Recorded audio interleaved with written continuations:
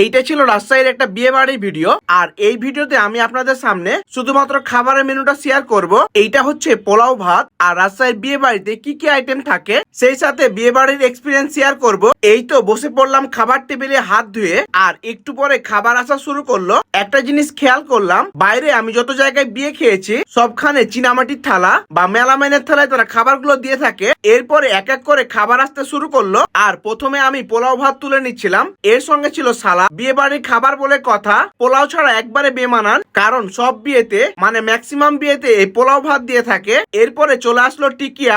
এইটা খেতে খুবই মজা, একদম গরম গরম টিকিয়া। একটা জিনিস খেয়াল করেছি, তাদের খাবারের টেস্ট কিন্তু আসলেই ভালো, মানে রাজশাহীর মানুষের হাতের রান্না আসলেই ভালো। এরপরে চলে আসলো রোস্ট। এইটা ছাড়া বিয়ে আসলে হয় না। এইটা দিয়ে খেতে বেশ মজা লাগছিল। আমি অবশ্য দুইটা রোস্ট নিই, একটাতে আমার হয় না, যেহেতু আমি ফুড ব্লগিং করি তাই কোথাও গেলে মেন টার্গেট থাকে খাবারের দিকে, যার কারণে কোথাও গেলে সেইখানকার খাদ্যাভ্যাসটা তুলে ধরি। বাংলাদেশের ম্যাক্সিমাম জায়গায় খাদ্যাভ্যাস একই, কিন্তু কিছু কিছু জায়গায় ব্যতিক্রম রয়েছে। এরপরে চলে আসলো ডাল, যেটা বিয়ে বাড়িতে অবশ্যই থাকা লাগবে। এইটা অবশ্যই মুরগির অবশিষ্ট অংশ দিয়ে বেশিরভাগ জায়গায় রান্না করা হয়। আসলে বিয়ে বাড়ির খাবারের রিভিউ বলে কিছু হয় না, মানুষ যখন একজনকে খাওয়ায় তখন তার সর্বোচ্চটা দিয়ে খাওয়ায়। তাদের সবগুলো খাবার বেশ মজা ছিল, তবে পার্সোনালি আমার কাছে বেশি পছন্দ হয়েছে এই রোস্ট এবং টিকিয়াটা। এরপরে চলে আসলো গরুর মাংস।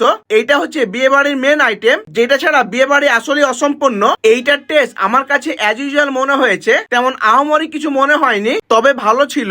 আমি পরবর্তীতে আরো কিছু মাংস নিয়েছিলাম, দিয়ে পুরো ভাতটা মাখিয়ে খাচ্ছিলাম। এইরকম বিয়ে হলে আমি 10 থেকে 15 পিস মতো মাংস একাই খেয়ে নিতে পারবো। আপনারা কয় পিস পারবেন অবশ্যই কমেন্টে জানাবেন। আর এই পুরো বিয়েটা দিয়েছে তুফান ঘটক, যার নাম গোটা রাজশাহী সহ বাংলাদেশে ছড়িয়ে রয়েছে। তিনিও আমাদের সাথে এক টেবিলে খাচ্ছিল, তার কাছে বিভিন্ন ধরনের পাত্রপাত্রীর সন্ধান রয়েছে। আর আমাদের টেবিলে বেশ কিছু বয়স্ক নানি ছিল, তারাও বেশ মজা করে খেয়েছে। কিন্তু একটা জিনিস খারাপ লেগেছে, তারা কিন্তু মিষ্টি বা দই দেয়নি। এইটা মনে হয় রাজশাহী বিয়ে বাড়িতে আমার মনে হয় দেই না, কিন্তু তারা ছোট একটা ঠান্ডার বোতল দিয়েছিল। তো এই ছিল রাজশাহী বিয়ে বাড়ির ভিডিওটি কেমন লেগেছে অবশ্যই কমেন্ট করে জানাবেন। সবাই ভালো থাকবেন, আল্লাহ হাফিজ।